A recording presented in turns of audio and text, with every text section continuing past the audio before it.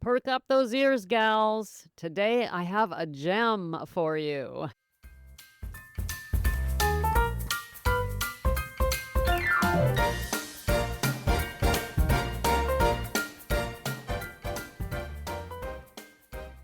Welcome to Sobriety Snippets for Ambitious Women Over 40, where we elevate our mindset and trade hangovers for higher consciousness, one powerful snippet at a time. I'm Becca Jacobson, and I'm so happy you're here.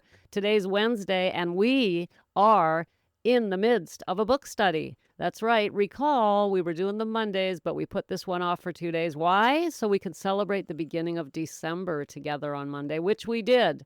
So today we are back to Don Miguel Ruiz's amazing little book, The 4 Agreements. Gals, we've done the introduction together. We did the first agreement.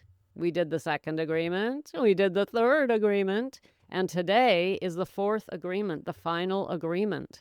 Unless, of course, you're reading the book, The 5 Agreements, which I actually haven't read. Have you? It's out there. He published it, but I've never read it. I've just always stuck with this little book. All right. The 4th agreement is a mind blower. It's a mind blower. When I started this snippet, I said I was going to give you a gem. Why did I say that?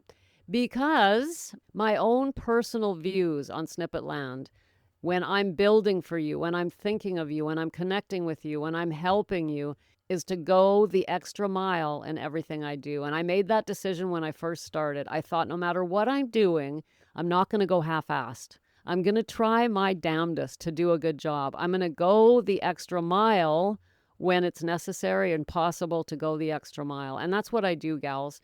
And the acronym for that is GEM, Go the Extra Mile. And that's what we do here in Snippet Land. So, gals, this is essentially the 4th agreement. The 4th agreement is always do your best. Always do your best. Now, that could be going the extra mile, right? I love this one, but I'm also a little concerned about it. So we're going to talk it through carefully, because one of the big problems that you and I face when we're struggling with alcohol is that we feel like the last thing we're doing is our best. And we end up not giving ourselves credit when we do our best. Or worse, we fail to recognize that we are doing our best because we could have done better, granted, but we still did the best we could. Now, unless you're intentionally being a lazy ass, then I'm going to say stop being a lazy ass. But for the most part, most of the women that I meet, they're doing their best. They're doing the best they can. However, there's always room for improvement, and there's definitely room for motivation and inspiration. And that is why Ruiz is with us today. He's going to help us really take our ability, our desire to do our best to the next level. So this chapter starts on page 75 in my book, and I'm just going to read a bit. He opens this chapter by saying, there is just one more agreement, but it's the one that allows the other 3 to become deeply ingrained habits. The 4th agreement is about the action of the first 3. Always do your best. So he's intentionally referring back to the 1st, 2nd, and 3rd agreement and saying, do your best, right? It's not easy to be impeccable with your word. It's really, really hard to not take things personally. And it's even more difficult, or as difficult, to not make assumptions. Do your best. Don't expect perfection. That's how I like to look at this agreement, as the opposite of perfectionism, as though Ruiz is saying to us, just do your best, my dear. Don't expect perfection, because you'll send yourself off to the loony bin. The loony bin. Perfectionism is bad, gals, bad. We'll talk about that more in another snippet. But really, this agreement is protection against perfectionism. Recognizing you're doing your best. It might not be perfect, but it's your best. Okay. On the next page, Ruiz gives us some inspiration, and he says, as you build the habit of the 4 new agreements, your best will become better than it used to be. So this is just it, right? As we grow and go on this emotional journey that we're on, the emotional sobriety journey that we talk about here in Snippet Land, we become better at things we want to be better at. But in the moment, in any given moment, we do our best and we recognize that we're doing our best, okay? Moving along in the chapter, I'm not going to read. There's a lot here. There's a lot. So if you have the book, pull it out and fill in the blanks. If you don't have the book, I'm giving you the highlights in terms of sobriety. That's what we do in our book studies.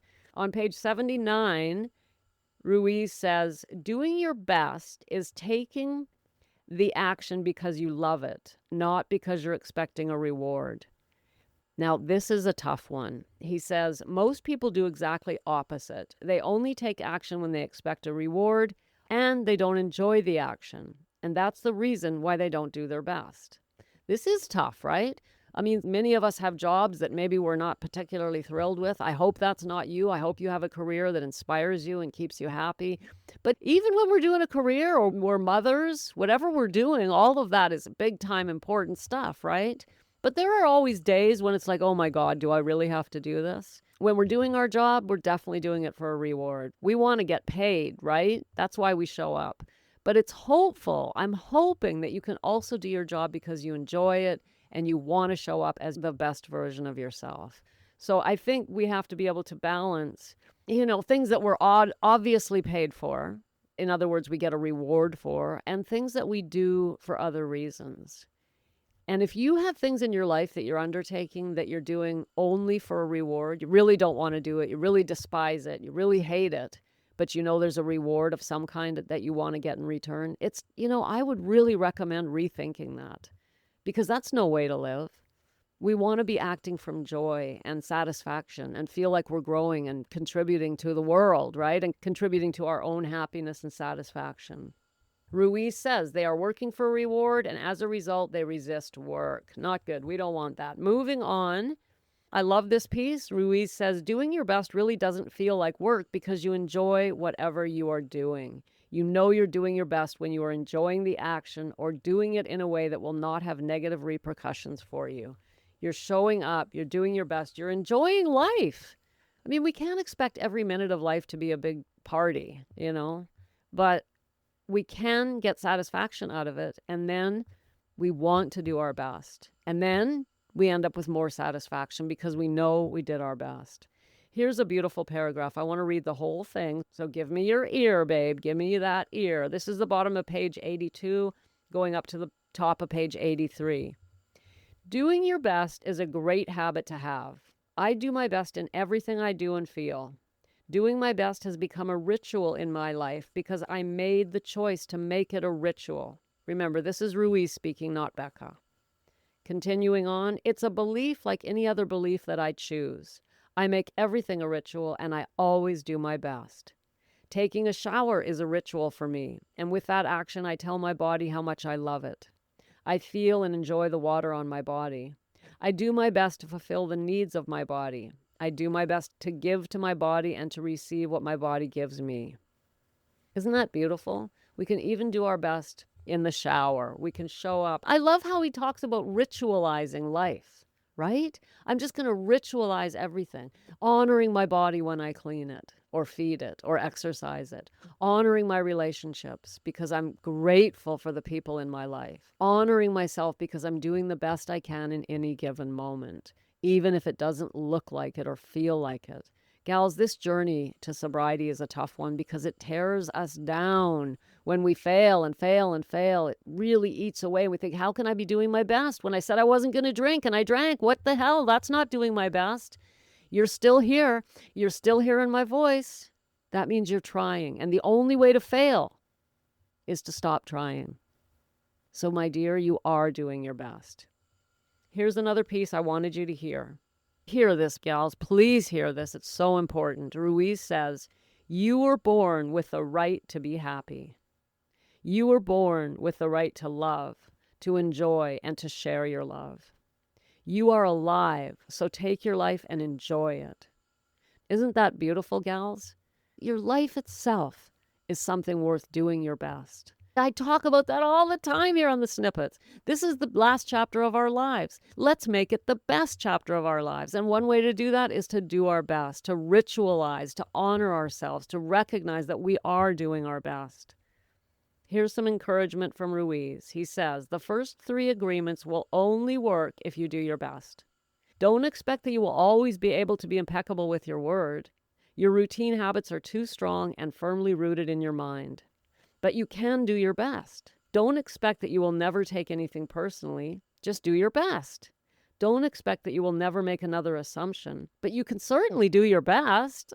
I love that. That's Ruiz. Yes, he's right? We can do our best.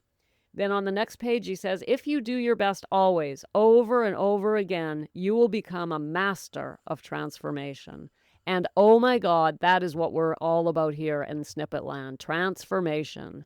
That's a whole nother snippet. It's coming soon, actually. It's a topic I'm very excited to talk about. What is transformation? Well, stick around because that's coming next week, as a matter of fact. As we near the end of this chapter, skipping ahead, here's what he says. Just do your best to honor these agreements. You can make this agreement today.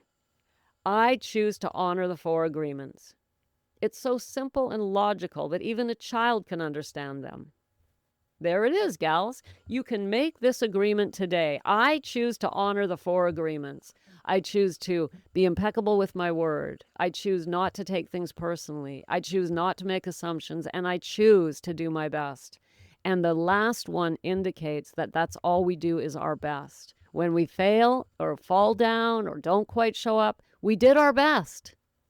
Listen, unless you intentionally, consciously say to yourself, screw it, I'm just going to get this done and I don't care that it's stupid and sucks and I haven't done it. You never say that. I know you don't. I know you never say that. The only way you're not doing your best is if you're saying that. I don't care. I just don't care. And I know you don't, my dear. That means you're doing your best. If you don't feel you are, then you're floating off into perfectionism land, and I'm here to pull you back out of perfectionism land because it's nowhere to live. Near the end of the chapter, here's what he says. If you break an agreement, begin again tomorrow and again the next day. It will be difficult at first, but each day will become easier and easier until someday you will discover that you are ruling your life with these 4 agreements. And you will be surprised at the way your life has been transformed. Just live one day at a time. Always do your best to keep these agreements, and soon it will be easy for you.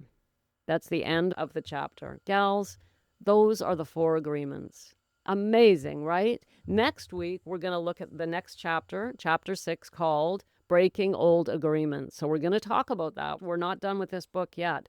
But I want to talk to you about something else right now, something I'm so excited about. You know, I've done a lot of sobriety challenges over the last year and a half, especially. I really ramped those up. I've done seminars, I've done workshops, I've done master classes, right? I've done all that stuff. But I've never done what I'm doing in December, starting on December 6th. That's Saturday. That's this coming Saturday. And what is it? Well, I decided to call it the December Still Point.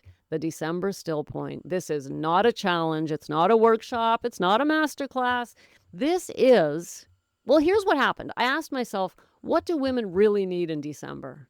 The last thing they need is me yelling at them, don't drink, don't drink. I mean, it's almost an impossibility. Depending on where you're at in your journey, of course, I know some of you already are into sobriety. That's fine, but here it is, right? What you need in December instead is a closer, a more intimate support system to help you come through this season, choosing your lens, assuming the best for yourself, and not forgetting. You know, the snippets are great. You know, hey, I love my snippets. And I send you emails on alternate days, and there's a YouTube channel. There's a lot going on in Snippet Land. But the December Still Point is a simple 2-week support circle to help you feel grounded and steady throughout the holiday season, to help you keep that nervous system settled, to help you choose your lens, to help you stay away from those assumptions. If you feel called to join us, you can email me directly at becca@beccajacobson.com, or you can just go to the show notes of this episode or any episode this week, tap the link, and let me know you're coming. Gals, this is 3 Saturdays starting December 6th, ending on the 20th. We're going to meet 3 times, and in between our meetings together, we're going to be in a WhatsApp group. I'm going to be giving you light and gentle support with other women just like you, so that this holiday season, you can show up for yourself and do your absolute best. Thanks for popping in. Be sure to come back next time so I can keep your head on straight. Sending you buckets of love.